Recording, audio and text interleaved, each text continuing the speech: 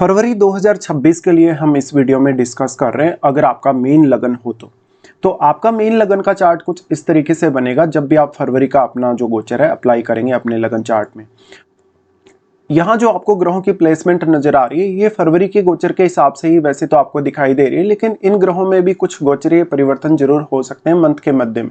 सबसे पहले यहाँ हम गोचरीय स्थितियों पर विचार करेंगे, उसके बाद यहाँ आगे बढ़ते हैं और देखते हैं ये प्लेसमेंट आपको कैसा प्रभाव दे सकती है।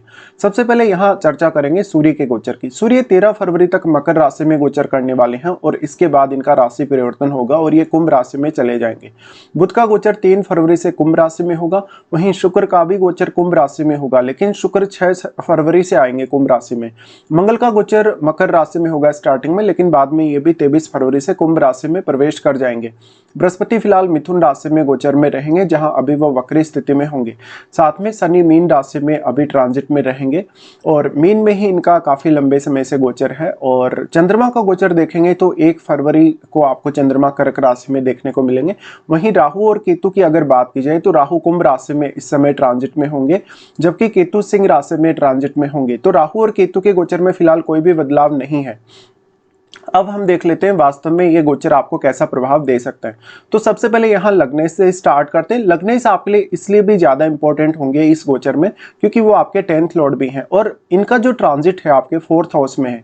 देखिए, जब से गुरु ने प्रवेश किया था 2025 में मिथुन राशि में, तब से लेकर अब तक कौन कौन से ऐसे आपके काम रहे जहां पर आपको कामों में व्यवधान आया, या फिर आपने कोई भी काम को प्लान करके बीच में छोड़ दिया, या आपका कोई भी काम पूरा नहीं आप कर पाए। तो ऐसे में गुरु आपको यहाँ काफी ज्यादा हेल्प कर रहे हैं। गुरु आपके चार्ट में 10th लॉर्ड होने की वजह से कैरियर में भी आपको काफी ज्यादा सपोर्ट करेंगे यहाँ होते हुए। लेकिन क्योंकि अभी इनका जो ट्रांजिट है 4th हाउस में है, तो सबसे मेन फोकस आपका इस मंथ में आपके 4th हाउस रिलेटेड कार्यों पर होना चाहिए। जैसे कि परिवार का कोई सदस्य बीमार है, उसके ट्रीटमेंट के लिए आपको कुछ खर्चे करने हैं, आपको कोई प्रॉपर्टी वगैरह परचेज करनी है, घर वगैरह परचेज करना है, या घर में कोई भी कंस्ट्रक्शन रिलेटेड भी अगर आपको वर्क करवाना है, कुछ डेकोरेशन वगैरह करवाना है, तो उसके लिए आप विचार कर सकते हैं। गुरु यहाँ है तो ये उन स्टूडेंट्स को काफी मदद करेगा जो अपनी हायर स्टडीज की तुलना में अभी शुरुआती स्टडीज में ही हैं और उनको बार बार किसी को अगर ब्रेक लगा हो या किसी को कोई भी प्रकार का व्यवधान अगर स्टडीज वगैरह में आ रहा हो। हालांकि आप ये जरूर देख लीजिए आपके जन्म के समय का कोई भी प्लैनेट आपके 4th हाउस में स्थित है या नहीं, क्योंकि उस प्लैनेट का भी काफी मेजर इंपैक्ट आप पर पड़ेगा। गुरु की दृष्टियों के हिसाब से अगर विचार किया जाएगा तो सबसे पहले इनका दृष्टि आ जाता है आपके अष्टम पर। गुरु का दृष्टि अष्टम पर होने से यहाँ बेसिकली अष्टम भाव से रिलेटेड नॉलेज के लिए काफी अच्छा होगा। अष्टम भाव के थ्रू आपको गेन पाने, जैसे ज्ञान और धन के रूप में, उसके लिए भी गुरु का ट्रांजिट काफी अच्छा होगा। तो आपका अपने इनलॉज से कुछ लेन देन आपको करना है इस समय में, या तो आपको पार्टनर की तरफ से कोई सपोर्ट चाहिए या उनकी फैमिली की तरफ से आपको कोई भी सपोर्ट चाहिए, या फिर आप रिसर्च वगैरह कर रहे हैं, या अष्टम भाव से आपका जो प्रोफेशन है उसका डायरेक्टली इनडायरेक्टली कोई भी लिंक है अगर, तो ऐसे में गुरु का सपोर्ट आपको बेहद यहां मिलने वाला है। इसके साथ साथ आपके लेकिन अष्टम भाव में बैठे हुआ जो ग्रह है उस पर भी विचार कर लीजिएगा। गुरु का दृष्टि आपके 10th हाउस पे होगा। यहां से 10th हाउस अब इनका स्वयं का ही घर है। ऐसे में कैरियर के लिए ऐसा जो गुरु होगा काफी बेस्ट होगा आपके लिए। तो कैरियर में अब जो जो भी आप प्लानिंग करने वाले हैं वो प्लानिंग आपके काफी ज्यादा फेवर में होंगी। इसके साथ साथ यहाँ अगर देखा जाए तो यहाँ पर इनका उसके बाद जो एस्पेक्ट है 12th हाउस पे है। अब 12th हाउस में क्योंकि राहु का भी गोचर होगा, यहाँ बुध भी गोचर कर रहे हैं, शुक्र भी गोचर कर रहे हैं और बाद में यहाँ सूर्य भी प्रवेश करेंगे। तो अगर गुरु की यहाँ दृष्टि के हिसाब से देखा जाए तो ये कुछ पेंडिंग खर्चे आपको करवा सकते हैं। लेकिन अगर आप मान लो फॉरेन में ऑलरेडी सेटल्ड हैं या आप फॉरेन जाना चाहते हैं, तो ऐसे मामलों में गुरु आपको फिर भी सपोर्ट करेंगे। या आपने कोई फॉरेन जाने के लिए प्लानिंग की लेकिन आपका काम नहीं बन पा रहा अभी तक, तो इस समय आप उसके लिए प्लान कर सकते हैं, क्योंकि जो 12th लॉर्ड है आपके वो भी आपके यहाँ लगन में ही ट्रांजिट में होंगे इस समय। इसके साथ साथ अगर देखा जाए क्योंकि गुरु का दृष्टि यहाँ राहु पर भी है, तो राहु का जो फेवर है आपके लिए वो और ज्यादा अच्छा होगा इसलिए। लेकिन आपको राहु की महादशा पर विचार करना होगा, और राहु की महादशा अगर इस समय आपको चल रही है तो राहु आपको काफी ज्यादा ही फेवर कर सकते हैं। इसके साथ ही क्योंकि राहु का दृष्टि जो गुरु पर है, इसलिए राहु यहाँ इतना ज्यादा आपको नुकसान नहीं करेंगे जब वो 4th हाउस पे अपना एस्पेक्ट डाल रहे हैं। उसके बाद मंगल को देखते हैं। मंगल आपके चार्ट में दूसरे घर के स्वामी और आपके चार्ट में वो नवम घर के स्वामी हैं। इसके अलावा अगर आपको आपको मंगल का गोचर देखने को मिले तो मंगल इस समय उच्च की स्थिति में होंगे। ऐसे में आपको आर्थिक मामलों में भाग्य से सपोर्ट मिलेगा, आपके लिए धन के नए अवसर स्टार्ट होंगे, आप में लीडरशिप की जो क्वालिटीज हैं वो इंप्रूव होंगी, साथ साथ में लोगों के साथ आपकी जो कनेक्टिविटी है, लोगों के साथ आपका जो कनेक्शन है वो बेहतर होगा।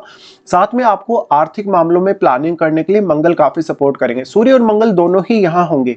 ऐसे में दूसरों के साथ आपको अपना व्यवहार अच्छा रखना चाहिए। एक तरफ जहां शनि आपके लगन में ट्रांजिट कर रहे हैं तो आप काफी सीरियस रहेंगे इस समय में। हो सकता है आप किसी के साथ बहुत ज्यादा स्ट्रिक्ट बिहेवियर रखें, या हो सकता है आप किसी को सही तरीके से ट्रीट नहीं कर रहे हो। ऐसे में कुछ लोगों के साथ आपका जो व्यवहार है वो खराब भी हो सकता है।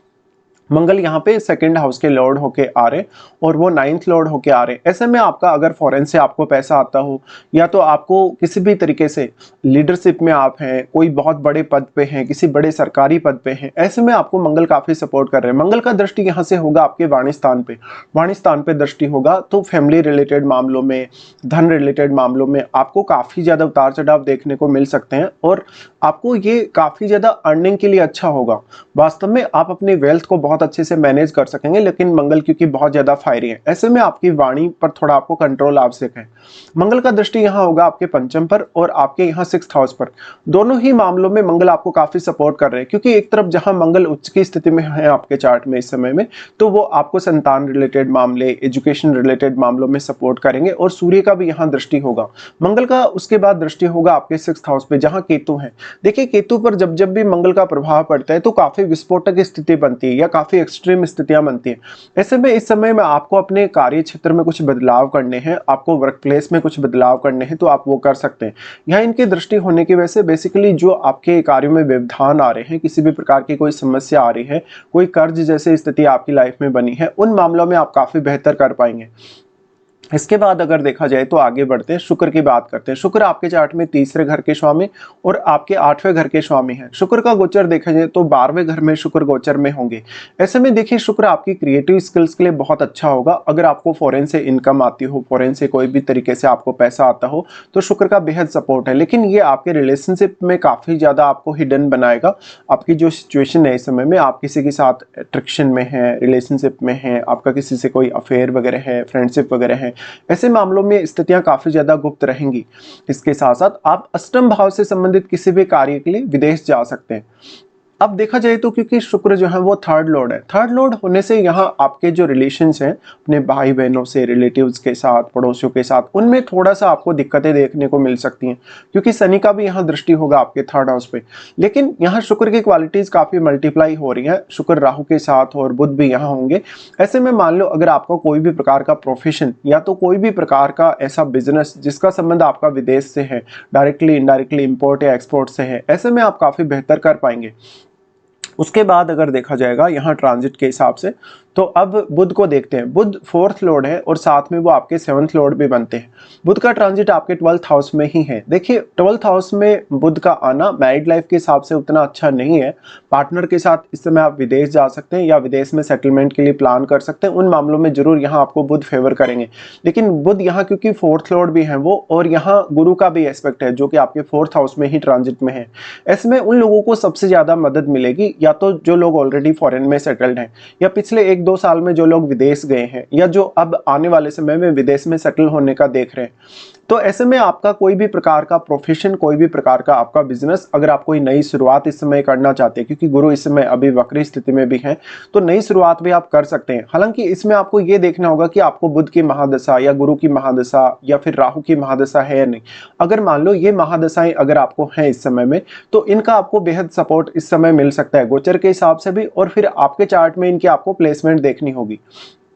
तो यहाँ बुध आपको ऑलमोस्ट फेवर करेंगे, लेकिन जीवन साथी के साथ थोड़ा मतभेद सामने आ सकता है कभी कभी, अगर आपके चार्ट में बुध वेल प्लेस्ड नहीं है, या आपके सप्तम भाव में मान लो कोई ऐसा प्लैनेट है जो आपकी मैरिड लाइफ को काफी डिस्टर्ब कर रहा हो। इसके साथ ही फिर अगर देखा जाएगा यहाँ ट्रांजिट के हिसाब से, तो चंद्रमा की बात कर लेते हैं। चंद्रमा यहाँ पे आपके 5th लॉर्ड हैं और 5th में ही वो स्टार्टिंग में आपको गोचर करते दिखेंगे। देखिए चंद्रमा आपकी क्रिएटिव स्किल्स के लिए काफी अच्छे होंगे, संतान से आपको बेहद लगाव देंगे, साथ साथ में आपके जो फैसले लेंगे आप उनमें थोड़ा इमोशनल अवश्य होंगे। यहाँ पे अब देखिए क्योंकि सूर्य और मंगल दोनों का ही दृष्टि है, तो सूर्य और मंगल अपना एनर्जी आपके 5th हाउस को प्रोवाइड कर रहे हैं, इसलिए हो सकता है आप काफी तेजी से फैसले ले पाए। कोई भी प्रकार की प्लानिंग प्लानिंग आप अच्छे से कर पाएं और कुछ अपने लिए इनकम सोर्सेज भी आप देख पाएं। फिफ्थ लॉर्ड का फिफ्थ हाउस में ये आना संतान के साथ रिलेशन को लेकर अच्छा है, संतान की प्राप्ति हो सकती है आपको शेयर मार्केट वगैरह से फायदा हो सकता है। इसके साथ साथ लेकिन आपका अगर जन्म के समय का कोई भी प्लैनेट यहाँ बैठा है तो उस प्लैनेट पे भी आपको ध्यान देना होगा। उसके बाद चंद्रमा आ रहे हैं आपके सिक्स्थ हाउस में। चंद्रमा लगभग यहाँ 3 या 4 तारीख के आसपास की स्थिति में होंगे। ऐसे कंडीशन में ये कैरियर के लिए अच्छा नहीं होगा, थोड़ा सा उतार चढ़ाव यहाँ आ सकता है आपकी मानसिक स्थिति में। आप अपने बॉस या अपने कलीग की वजह से थोड़े परेशान हो सकते हैं। चंद्रमा के यहाँ आने की वजह से आप पे स्ट्रेस या एंग्जाइटी जैसी सिचुएशन हो सकती है। चंद्रमा यहाँ अब क्योंकि राहु से भी प्रभावित होंगे, क्योंकि राहु का दृष्टि भी यहाँ है, तो ये आपके लिए एक काफी स्ट्रेसफुल समय होगा। चंद्रमा उसके बाद सप्तम में आ रहे हैं। सप्तम में आ रहे हैं तो जीवन साथी के साथ आपका जो रिश्ता है काफी बेहतर होने के चांसेस होंगे, लेकिन ये कुछ समय के लिए ही स्थिति होगी। ऐसे में जीवन साथी आपको सपोर्ट कर सकता है, जीवन साथी आपकी बहुत ज्यादा केयर कर सकता है। इस समय आप अगर लव मैरिज वगैरह का कुछ प्लान कर रहे हैं या किसी से आपका कोई फ्रेंडशिप है, किसी से कोई अफेयर वगैरह है, तो उनके साथ आप मैरिज का प्लान कर सकते हैं। चंद्रमा उसके बाद आपके अष्टम में होंगे। लगभग ये स्थिति आपको 10 तारीख के आसपास देखने को मिल सकती है। चंद्रमा यहाँ होंगे तो आर्थिक रूप से आपको काफी लाभ दे सकते हैं, आपको रिसर्च वगैरह करने में काफी मदद दिला सकते हैं, लेकिन आप अपने जो रिश्ते हैं, पारिवारिक रिश्ते, जीवन साथी के साथ रिश्ता, उसको लेकर थोड़े परेशान रहेंगे। उसके बाद देखते हैं सूर्य को। सूर्य आपके छठे घर के स्वामी है। देखिए छठे घर के स्वामी होकर सूर्य आपके 11th हाउस में यहाँ उच्च के मंगल के साथ ट्रांजिट में होंगे। सूर्य का यहाँ 13 फरवरी तक गोचर होगा। 13 फरवरी से फिर ये आपके 12th में जा रहे हैं। देखिए सूर्य का 11th हाउस में ट्रांजिट आपके लिए बेहद ही अच्छा होगा। यहाँ पर आपको पर्याप्त मान सम्मान, रेपुटेशन के हिसाब से या आपकी आर्थिक स्थिति के हिसाब से सूर्य का बेहद सपोर्ट रहेगा। सूर्य छठे घर के भी लॉर्ड है। छठे घर के लॉर्ड होते हुए और क्योंकि मंगल की यहाँ दृष्टि है, तो ऐसे में सूर्य मंगल दोनों का साथ होना कैरियर के लिए तो अच्छा है ही। आपके 6th हाउस से रिलेटेड जितने भी चुनौतियां आपकी लाइफ में आने वाली है, उनके लिए भी इन दोनों का ही आपको बेहतरीन सपोर्ट रहेगा।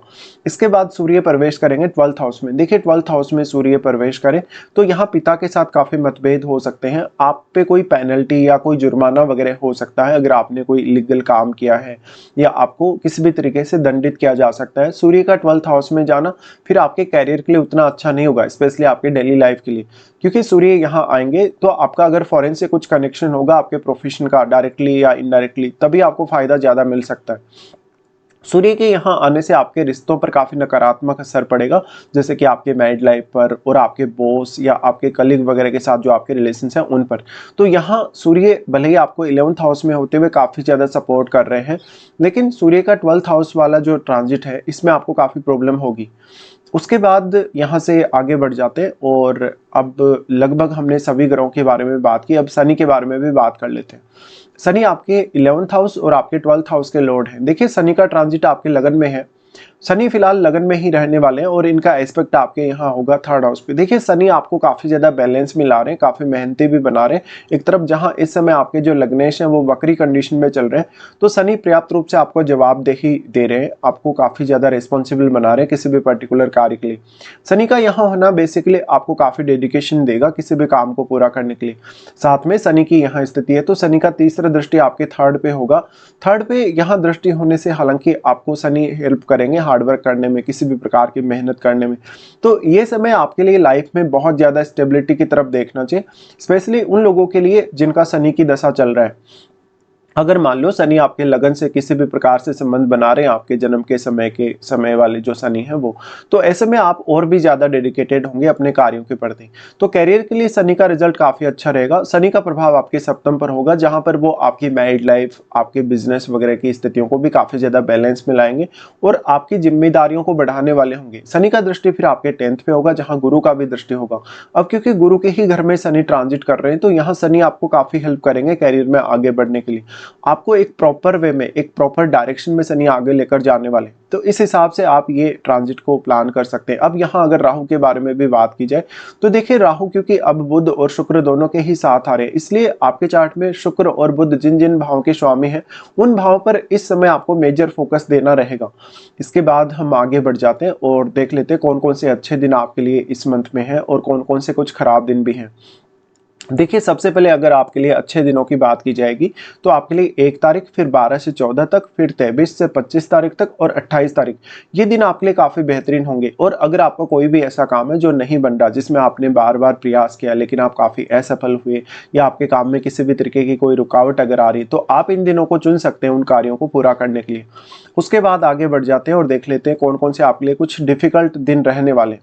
चंद्रमा जब सबसे पहले लियो में ट्रांजिट करेंगे तो 2 से 4 तक ये स्थिति बनेगी। 2 से 4 तारीख तक आपको अपने स्वास्थ्य पर ज़्यादा से ज़्यादा ध्यान देना रहेगा। यहाँ क्योंकि केतु के साथ चंद्रमा होंगी, तो आप अपने डिसीजन वगैरह को लेके काफ़ी कन्फ्यूजन में रहेंगे। बॉस या कलीग्स आप पे थोड़ी ज़्यादा हावी हो सकते हैं। साथ में पैसे का लेन-देन आप किसी के साथ करते हैं, तो आपको काफ़ी अवेयर रहना होगा। चंद्रमा का तुला में जो ट्रांजिट होगा 7 से 9 तक, ये आपके लिए काफ़ी स्ट्रेसफुल समय रहेगा। काम का प्रेशर आप पे बहुत ज़्यादा हो सकता है। हालाँकि 7 से 9 तक आपको आर्थिक रूप से लाभ होने की संभावना बनेगी। चंद्रमा का गोचर जब कुंभ राशि में होगा 17 और 18 को, ये समय आपके लिए उतना अच्छा साबित नहीं होगा। ऑलरेडी यहाँ पे क्योंकि राहु के साथ चंद्रमा होंगे और यहाँ बुध और शुक्र भी होंगे, ऐसे में आपको काफ़ी परेशानी का सामना करना पड़ेगा, विशेषकर अपने रिश्तों को लेके। साथ ही आपका कोई बहुत बड़ा खर्चा 17 और 18 को हो सकता है। तो इस हिसाब से इस मंथ में अगर देखा जाए तो करियर और आपकी अर्निंग्स पर आपको मेजर फोकस करना चाहिए।